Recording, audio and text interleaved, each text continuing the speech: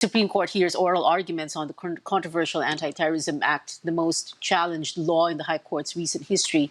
13 representatives chosen by various sets of petitioners seek to declare the law unconstitutional. Our senior correspondent, Anjo Limario, is monitoring this. He joins us on the phone. Anjo, what can you tell us? Well, the petitioners try their best to convince Supreme Justices to declare the controversial anti-terrorism law unconstitutional. They remind the magistrates this is not a war between the petitioners and the government, but one colossal battle between the Constitution and an unjust law. Lawyer Shell Jokno says if the anti-terrorism law had existed in 1986, Cardinal Sin's call for the people power would easily qualify as inciting to terrorism. He said by exhorting the people to gather at EDSA, Cardinal Sin incited them to engage in acts intended to cause extensive interference with critical infrastructure and to endanger people's lives. Jokno added anyone who tweets for people to attend a peaceful rally could be arrested for engaging in acts intended to endanger a person's life due to the danger of COVID-19. Justice Marvic Leonen said he understood the fears of the petitioners because he himself experienced it when he was still a public interest lawyer. As an associate justice, however, Leonen said they should be careful not to become a political department, that they should not substitute their political wisdom with those who crafted the law. Leonen also criticized the lack of an actual clear case among the petitions.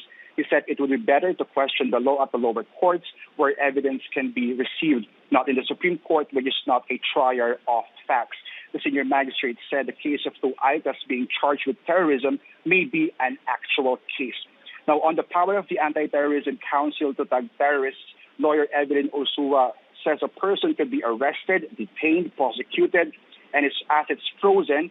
She points out that these should be considered judicial actions.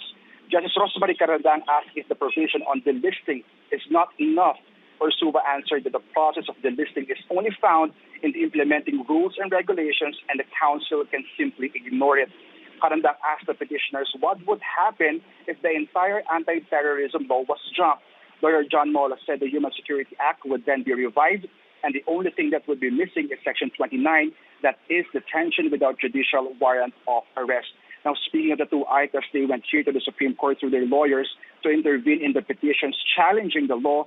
They're accused of killing a soldier in an alleged encounter, but their lawyers deny this, saying the evidence against their clients were planted. Now, is this the actual case that the petitioners are waiting for? The court decides next week if they will allow them to join. Yeah. Anjo Limario there reporting.